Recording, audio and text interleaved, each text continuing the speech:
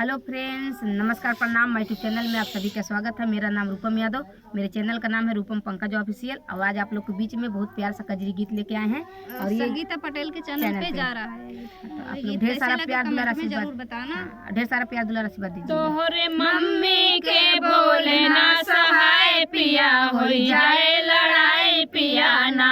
तोहरे मम्मी के बोले ना सहाय पिया हो जाए लड़ाई पिया ना।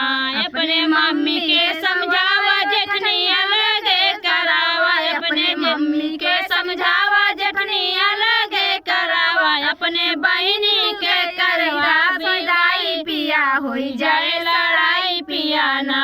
अपने बहनी का कैदा विदाई पिया हो जाए लड़ाई पिया ना। तोरे मम्मी के बोले ना सहाय पिया हो जाए लड़ाई पिया ना। चाट चौमिन खियावा मन चूरिया निवावा। चाट चौमिन खियावा मन चूरिया निवावा। अब छत पे बिछावा चटाई पिया हो जाए लड़ाई पिया ना।